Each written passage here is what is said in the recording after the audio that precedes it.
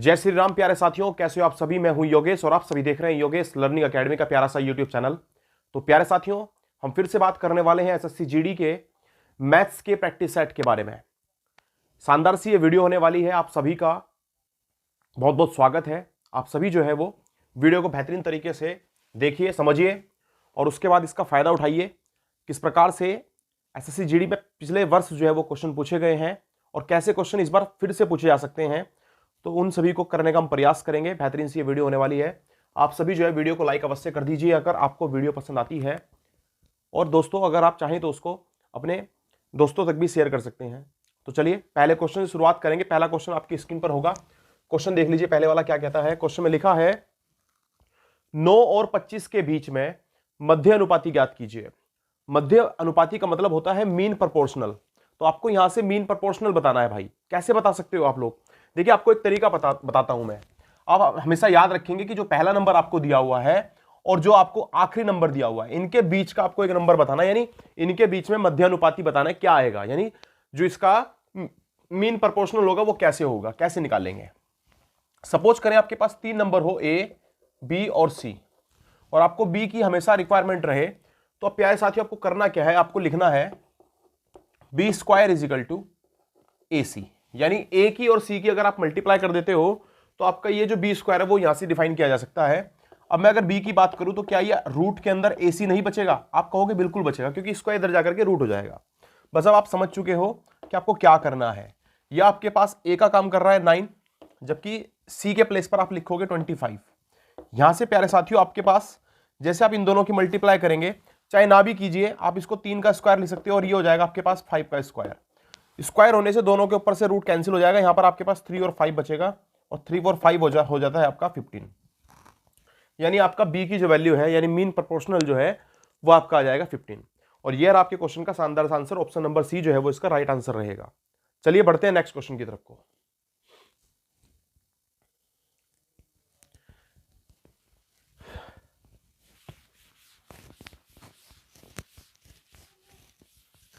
जो question number 2 है वो सेम टू सेम इसी प्रकार का है। इस क्वेश्चन को कैसे आप कर पाओगे, देखिए सबसे पहले आपको याद रखना है कि आपके पास एक नंबर दिया हुआ है 3 और आपको लास्ट में दिया हुआ है 27। इनके बीच यानी बी मीन प्रोपोर्शनल आपको निकालना है। और आप जानते हो कैसे करोगे, आप भाई यहां से बी रखोगे ऐसे ही और आप अंडर रूट के अंदर 3 × 27 कर दोगे। क्या मैं इसको ऐसे सोल्व कर सकता हूं, 3 ऐसे ही रखूं और इस 27 के मैं फैक्टर कर लेता हूं? तो मैं जानता हूं 9 3 जा 27 होते हैं। मैं इसको ऐसे लिख सकता हूं, यानी अब मेरे पास यहां पर 3 का स्क्वायर और फिर से 3 का स्क्वायर बन जाएगा। 9 को भी 3 का स्क्वायर लिखा जा सकता है। दोनों के ऊपर से ही स्क्वायर कैंसिल हो जाएगा रूट से, तो आपके पास यहां बचेगा 3 × 3, यानी आपका आंसर रहेगा 9। यानी ऑप्शन नंबर सी जो है वो इसका राइट आंसर रहने वाला है। उम्मीद करता हूं ये क्वेश्चन भी आपके समझ में अवश्य आया होगा। चलिए बढ़ते हैं नेक्स्ट क्वेश्चन की तरफ।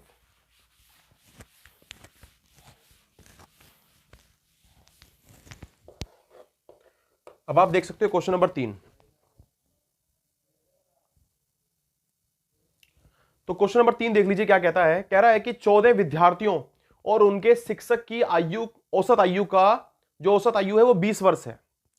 14 विद्यार्थी हैं और एक शिक्षक है, उनकी जो औसत आयु है वो कितनी है? 20 वर्ष है। यदि शिक्षक को छोड़ दिया जाए तो उनकी औसत आयु 1.5 कम हो जाती है, 1.5 वर्ष कम हो जाती है। शिक्षक की आयु कितनी है? The average age of 14 students are there teacher is 20 years. If the teacher is excluded, then their average age is reduced by 1.5 year. The teacher's age is, आपको बतानी टीचर की एज कितनी होगी। भाई क्वेश्चन बिल्कुल आईने की तरह साफ है। आप जानते हो 14 विद्यार्थी, यानी 14 विद्यार्थी रहेंगे,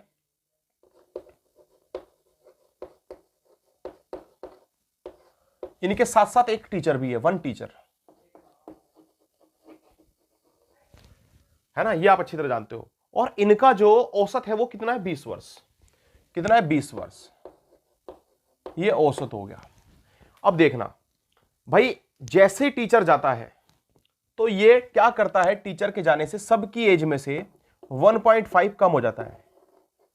यानी 14 स्टूडेंट्स की जो एज है वो 1.5 कम हो जाएगी। टीचर की खुद की एज, अभी देखो अभी एवरेज कितना है अपने पास, अभी औसत कितना है 20 है, अभी 20 है। तो टीचर के पास जो एज है ना वो 20 तो है ही है, साथ साथ मतलब वो अपनी उम्र तो लेकर के जा ही रहा है, साथ साथ हर बच्चे की एज में से 1.5 वो कम कर दे रहा है, यानी 1.5 कमी आ जा रही है कितने बच्चों के एज में से, आप कहोगे 14। बस आपको इसको सोल्व करना है, यही आपके टीचर की एज निकल जाएगी। यानी 20 प्लस, अगर मैं इन दोनों की मल्टीप्लाई करता हूं तो आप जानते हो 14 तो ऐसे ही हो जाएगा 1 से मल्टीप्लाई करके, और 0.5 की मल्टीप्लाई करने से यानी 7, 14 और 7 आपके पास हो गया 21, यानी टोटल मिलाकर के आपके पास आ जाएगा 41। यानी टीचर की जो एज रहेगी वो रहेगी 41 वर्ष। मुझे उम्मीद है कि आप लोगों को क्वेश्चन समझ में अवश्य आया होगा। तो चलिए नेक्स्ट क्वेश्चन की तरफ को चलते हैं और करते हैं क्वेश्चन नंबर 4।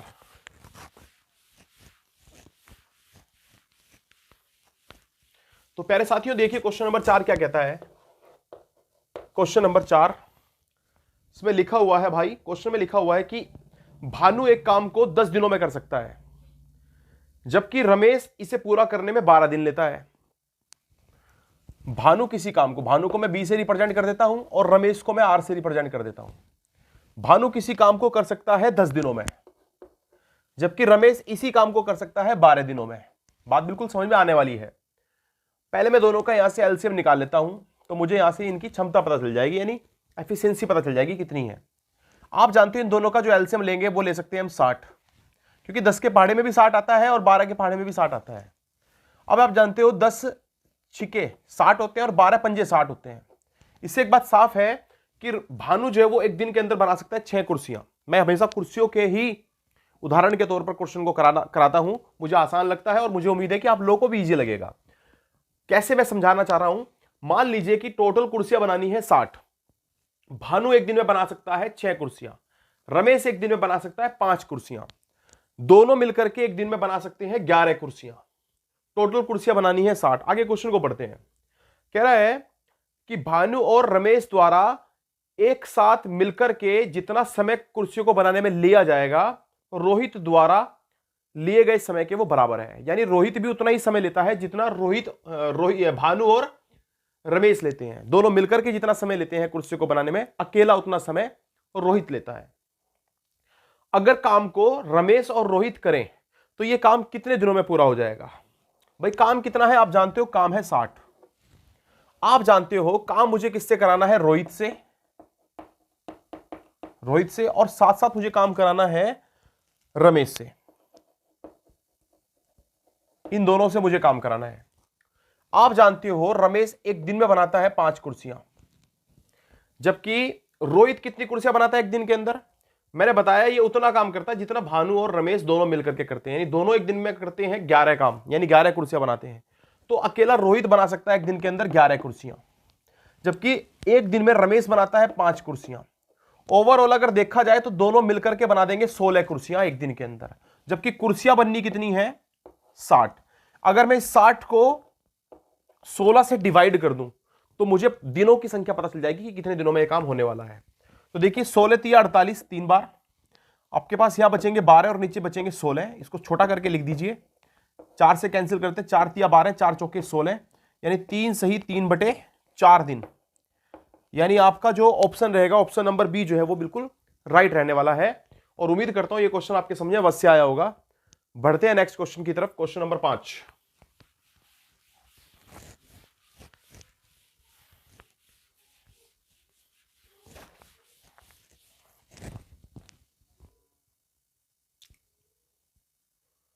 तो क्वेश्चन नंबर 5 देख लीजिए प्यारे साथियों, क्या कहता है क्वेश्चन नंबर 5। क्वेश्चन नंबर 5 में लिखा है एस एक कार्य को 50 दिनों में पूरा कर सकता है, जबकि टी उसी काम को 40 दिनों में पूरा कर सकता है, और एम उसी कार्य को 30 दिनों में पूरा कर सकता है।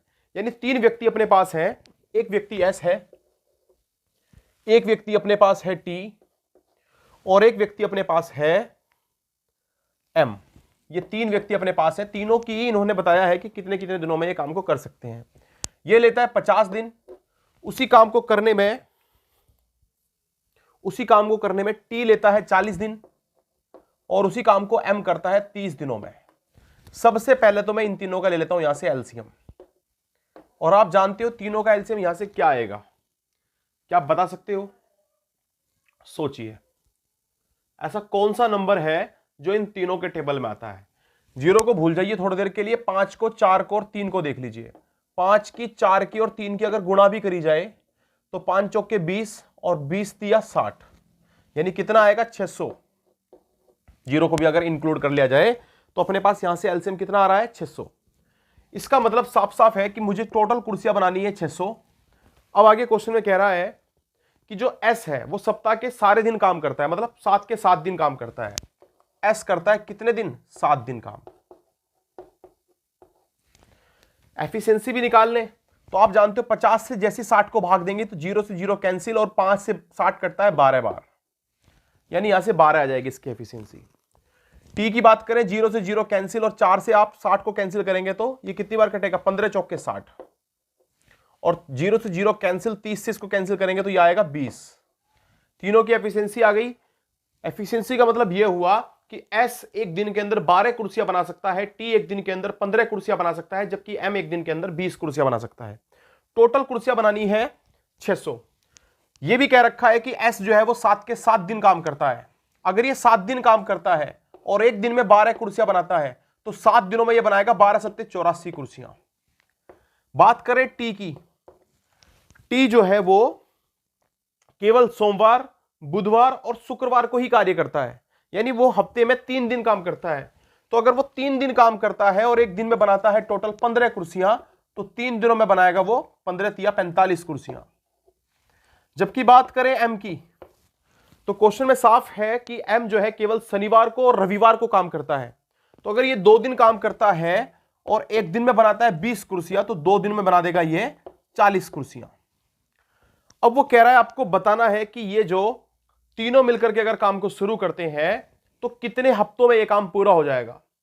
अब आप क्वेश्चन को देखिए जरा, आप देख सकते हो एक हफ्ते में ये काम हो रहा है, यानी एस एक हफ्ते में 84 कुर्सियां बना रहा है, टी एक हफ्ते में 45 कुर्सियां बना रहा है और एम एक हफ्ते में बना रहा है 40 कुर्सियां। यानी टोटल कुर्सियां कितनी बन जा रही हैं? 4 और 5 9, 8 और 4 12, 12 और 4 16, 169 कुर्सियां एक हफ्ते में बन जा रही हैं। अगर मैं इसकी मल्टीप्लाई करता हूं 3 से तो ये कितना आएगा? 9 तिया 27 का 7 बचेंगे 2, 16 तिया 48, 48 और 2 50, यानी 3 हफ्तों में बन सकती है 507 कुर्सियां। 4 हफ्तों की बात करें तो 169 को अगर मैं 4 से मल्टीप्लाई करता हूं तो कितना आएगा? 4 9 जा, यानी 4 निम 36 का 6 बचेंगे 3 और 16 चौक 64, 64 और 3 आपके पास हो जाते हैं 67। यानी अगर आप 3 हफ्ते तक काम करते हो तो 507 कुर्सियां बनती हैं, जबकि 4 हफ्ते तक अगर ये काम करते हैं तो 676 कुर्सियां बन जाती हैं। अपने को कुर्सियों की संख्या कितनी चाहिए? 600 कुर्सियां बनवानी है। तो क्या ये 3 हफ्तों से ज्यादा है और 4 हफ्तों से कम आ रही है? तो इसका मतलब आपके पास जो ऑप्शन आएगा वो ऑप्शन नंबर 20 रहेगा। ऑप्शन बी में दिया हुआ है 3 और 4 सप्ताह के बीच में, और इतना ही हमारे पास यहां से पूछा गया था। आसान क्वेश्चन था, अच्छा क्वेश्चन था। तो इस प्रकार के क्वेश्चन अगर आपके एग्जाम में आते हैं तो आप लोग जो है वो आराम से क्वेश्चन को कर पाओगे। चलिए बढ़ते हैं नेक्स्ट क्वेश्चन की तरफ।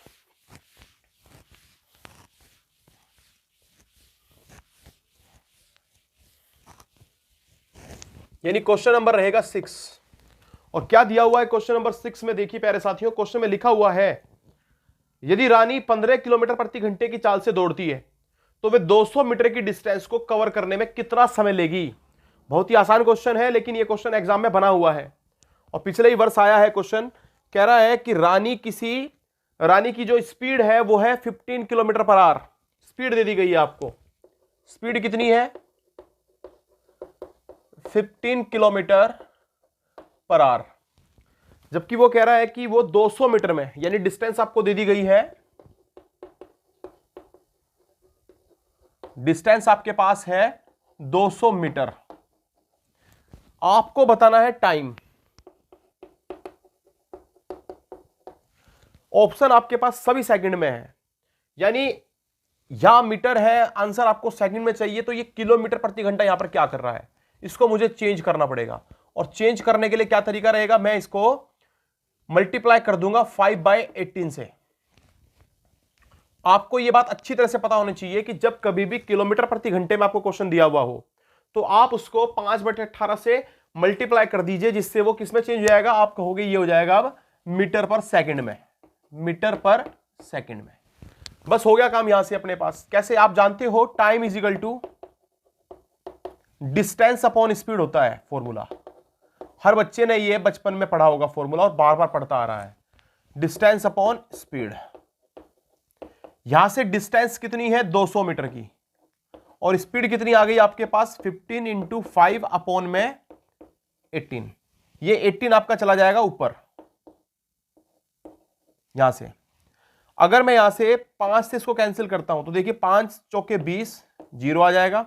और 5 से इसको कैंसिल करते हैं तो 5 तिया 15, और 5 से इसको कैंसिल करते हैं 5 अट्ठे 40, और 3 से इसको भी कैंसिल किया जा सकता है। देखिए 3 छिंग 18, यानी अपने पास टाइम कितना आएगा?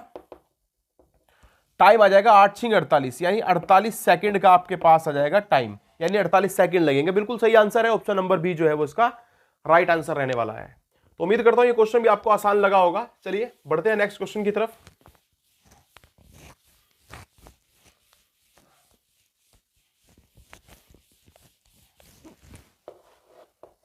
क्वेश्चन नंबर 7 है ये, और क्वेश्चन नंबर 7 देख लीजिए क्या कहता है। क्वेश्चन में लिखा हुआ है अमन 15 किलोमीटर की डिस्टेंस 3 घंटे में और 20 किलोमीटर की डिस्टेंस को 2 घंटे में तय कर देता है।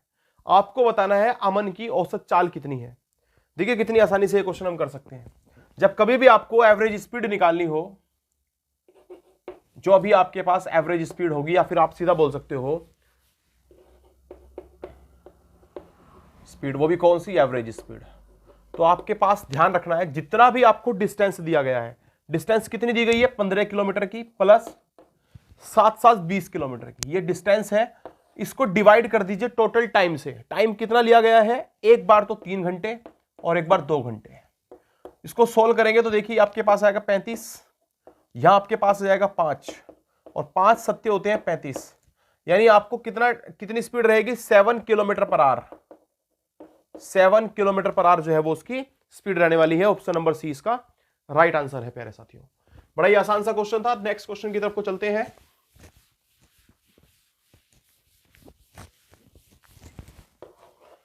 यानी क्वेश्चन नंबर 8।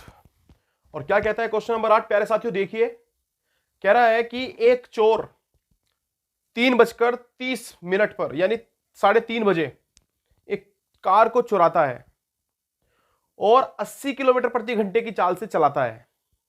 यदि चोरी का पता 4 PM पर चलता है, यानी 4 बजे आधे घंटे के बाद चोरी का पता चलता है, और उसके बाद मालिक दूसरी कार से 90 किलोमीटर प्रति घंटे की चाल से चोर का पीछा करता है, तो आपको बताना है कि वह चोर को कब पकड़ लेगा, यानी कितने समय में चोर को पकड़ लेगा, कितने बजे चोर को पकड़ लेगा।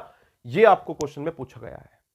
कैसे करोगे? देखिए ऐसा क्वेश्चन मैं आपको पहले भी करा चुका हूं और बेहतरीन तरीके से इस क्वेश्चन को हम कर सकते हैं। यह मान लीजिए यहां पर है आपके पास चोर, ये यहां से दौड़ता है यानी कार लेकर के भागता है, और कितनी देर तक भागता है? आधे घंटे तक, क्योंकि 3:30 बजे कार को चुराता है, 80 किलोमीटर की स्पीड से जाता है, और 4 बजे जो है वो मालिक को पता चल जाता है, यानी आधे घंटे तक दौड़ता है ना। कार की स्पीड कितनी है चोर की? तो आप कहोगे 80 किलोमीटर प्रति घंटा। प्रति घंटे का मतलब यह हुआ कि हर घंटे में वो 80 किलोमीटर की डिस्टेंस कवर कर रहा है, यानी एक घंटे में अगर वो 80 किलोमीटर की डिस्टेंस कर रहा है कवर, तो आप कहोगे आधे घंटे तक अगर वो जाता है तो आधे घंटे में तब तक वो पहुंच जाएगा 40 किलोमीटर। यह बात आपके समझ में अवश्य आई होगी कि भाई अगर वो 80 किलोमीटर एक घंटे में जाता है तो फिर वो 40 किलोमीटर जाएगा आधे घंटे में, यानी ये तो हो गई इसकी डिस्टेंस। अब यहां से जो मालिक है वो कार के पीछे दौड़ता है या कार लेकर के दौड़ता है 90 की स्पीड से, 90 किलोमीटर प्रति घंटे की स्पीड से। आगे आगे चोर की चाल है 80 किलोमीटर प्रति घंटा, जबकि उसी दिशा में जो मालिक है उसकी चाल है 90 किलोमीटर प्रति घंटा। जब कभी भी एक ही दिशा में हम गति करते हैं तो यहां पर जो रिलेटिव स्पीड आती है वो रिलेटिव स्पीड आपके पास क्या रहेगी? वो प्यारे साथियों आपके पास रहती है जो आपकी अधिक चाल है माइनस जो आपकी मिनिमम चाल है, यानी 10 किलोमीटर प्रति घंटा। 10 किलोमीटर प्रति घंटा। ऐसा कब होता है? ऐसा तभी होता है जब दोनों की दोनों कारें एक ही दिशा में गति कर रही हैं। अगर वो विपरीत दिशा में गति कर रही होती है तो यहां पर रिलेटिव स्पीड जुड़ जाती है, यानी ये दोनों कारों की जो स्पीड है वो जुड़ जाती है और रिलेटिव स्पीड अधिक हो जाती है। यह आपके बात समझ में आ जानी चाहिए। यानी अब मेरे समझ में एक बात आ चुकी है कि भाई मुझे 40 किलोमीटर की डिस्टेंस 10 किलोमीटर प्रति घंटे की चाल से कवर करनी है, तो कितना समय लगेगा आप खुद देखिए। यहां से टाइम इज इक्वल टू होता है डिस्टेंस अपॉन में स्पीड। इसको कैंसिल करेंगे तो आपके पास आएगा 4 घंटे। ये बात मानते हो, 4 घंटे आएंगे। अब यहां से सोचिए कितने बजे पूछा गया है कि कितने बजे। आप जानते हो मालिक चलता है 4 बजे। अगर वो 4 बजे चलता है और 4 घंटे उसे पकड़ने में लग जाएंगे, तो तब तक शाम के कितने बज चुके होंगे? 8 बज चुके होंगे। यानी ठीक 8 बजे वो क्या कर लेगा? 8 बजे चोर को पकड़ लेगा। उम्मीद करता हूं ये क्वेश्चन भी आपके समझ में अवश्य आया होगा प्यारे साथियों। चलिए 9वें क्वेश्चन की तरफ को बढ़ते हैं। क्वेश्चन नंबर 9 देखिए क्या कहता है। क्वेश्चन में लिखा हुआ है एक लंबवर्तीय शंकु के आधार की त्रिज्या। लंबवर्तीय शंकु से मतलब है हमारा कोण है आपके पास एक, और उस कह रहा है कि कोण की जो आधार की त्रिज्या है, त्रिज्या को मैं भाई रेडियस बोलते हैं और रेडियस को मैं आर से रिप्रेजेंट कर सकता हूं। यह दिया हुआ है 7 सेंटीमीटर, कोई डाउट नहीं है यहां तक। कह रहा है इसका वक्र पृष्ठीय क्षेत्रफल, वक्र पृष्ठीय क्षेत्रफल को बोलते हैं कर्व सरफेस एरिया, यानी सीएसए। सीएसए आपको दे दिया गया है 550 सेंटीमीटर, ठीक है, सेंटीमीटर स्क्वायर में दे रखा है। आगे क्वेश्चन में कह रहा है शंकु का आयतन कितना होगा, वॉल्यूम निकालना पड़ेगा। भाई वॉल्यूम कैसे निकालोगे? देखिए आपके अकॉर्डिंग जो सीएसए होता है ना, वो होता है पाई आर एल। किसका? किसका? कोण का। कोण मतलब शंकु का। तो शंकु का सीएसए होता है पाई आर एल, जबकि ये दिया हुआ है 550। आप यहां से पाई के प्लेस पर रख सकते हो 22/7। आर आपको दे दिया गया है 7, एल आपको यहां से नहीं पता है, 550 ऐसे ही रखिए। 7 से 7 कैंसिल कर सकते हैं। 11 दूनी 22, 11 से काटता हूं, 11 से इसको काटते हैं, 11 पंजे 55 यानी 50। 2 से अगर मैं 50 को कैंसिल करता हूं तो ये 25 आ जाएगा, यानी मेरे पास एल बराबर आ जाएगा 25। अब भाई आप जानते हो ये अगर आपके पास एक कोण है, ये अगर आपके पास एक कोण है इस टाइप का, और ये कोण की हाइट है, ये कोण की जो है वो स्लैंट हाइट है यानी तिर्यक ऊंचाई है, और ये अगर इसकी रेडियस यानी आर है, तो आप जानते हो ये अपने को पता है, ये भी पता है, ये निकाला जा सकता है पाइथागोरस थ्योरम लगा करके। डायरेक्ट आप निकाल पाओगे। ये 25 है, ये 7 है। 25 का वर्ग होता है 625, 7 का वर्ग होता है 49। 625 में जैसे 49 जाएंगे तो आपके पास बचेगा 576, और 576 किसका वर्ग होता है? आप कहोगे 24 का। तो इसका मतलब आपके पास यहां से h आ जाएगा कितना? 24 सेंटीमीटर। अब आपको निकालना है आयतन। तो कोण का जो आयतन होता है यानी वॉल्यूम ऑफ कोण जो होता है,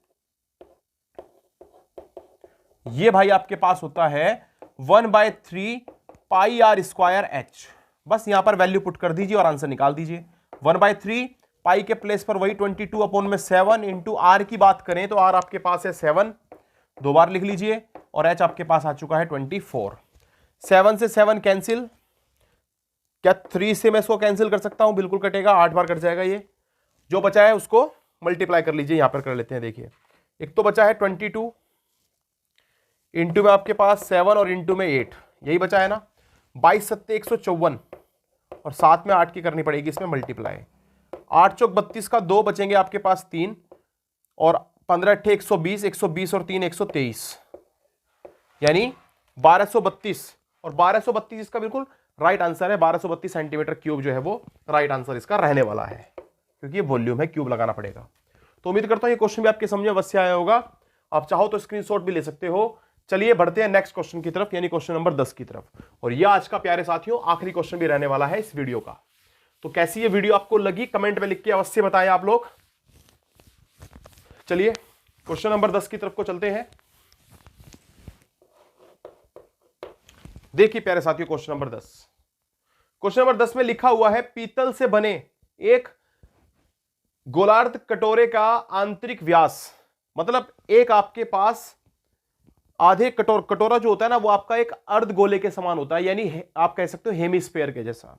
तो एक हेमिस्फीयर है, उसका जो आंतरिक व्यास है वो 14 सेंटीमीटर है। इस टाइप का रहा होगा भैया, ये बिल्कुल इसी टाइप का रहा होगा भैया ना, ऐसे रहा होगा कोई कटोरा आपके पास। तो यह आपके पास एक हेमिस्फीयर टाइप का क्या हो गया? कटोरा हो गया। कह रहा है इसका जो आंतरिक व्यास है, व्यास कितना दे रखा है? 14 सेंटीमीटर, तो रेडियस कितनी आ जाएगी 7 सेंटीमीटर। यहां तक ये अपने पास 7 सेंटीमीटर आ गया। आगे वो कह रहा है 15 रुपए प्रति सेंटीमीटर स्क्वायर की दर से इसके अंदर रंगने का खर्च ज्ञात कीजिए। मतलब अगर मैं इसके अंदर पेंट करना चाहूं तो कितना खर्चा आएगा। जब कभी भी आपको पेंट करने के लिए बोल दे तो समझ लो आपको निकालना है इसका एरिया, सरफेस एरिया। तो आप कैसे निकालोगे, आप जानते हो हेमिस्फीयर का सरफेस एरिया होता है 2 pi R square, 2 pi R square. तो 2 ऐसे ही रखें, 22 के प्लेस पाई के प्लेस पर 22/7 रखें और आर आपके पास है 7 × 7। इसी के साथ साथ आपको इसे 15 से मल्टीप्लाई भी कर देनी है। क्यों? क्योंकि आपको पैसा पूछा गया है और आप जानते हो 1 सेंटीमीटर स्क्वायर पर लगते हैं 15 रुपए, तो टोटल पर कितने लेंगे 15 से मल्टीप्लाई करके पता चल जाएगा। 7 से 7 कैंसिल, 22 × 7 = 154 और 15 दूनी होते हैं 30। यहां से 3 की मल्टीप्लाई करिए, 3 चौके 12 और 15 × 3 = 45, 45 और 1 46, 46 और 7 में 0, यानी 46 20, जो कि बिल्कुल सही आंसर है। तो उम्मीद करता हूं ये क्वेश्चन भी आपके समझ में अवश्य आया होगा। इतने रुपए जो है वो इसको रंगने में लग जाएंगे। तो ये रही आपकी प्यारी सी वीडियो, जबरदस्त सी वीडियो। आप सभी का बहुत बहुत धन्यवाद, आप सभी ने साथ दिया, बेहतरीन तरीके से वीडियो को समझने का, देखने का प्रयास किया। और ये क्वेश्चन आपको कैसे लगे कमेंट में अवश्य लिखिए प्यारे साथियों। मिलते हैं नेक्स्ट वीडियो में, तब तक के लिए धन्यवाद। जय हिंद, जय भारत।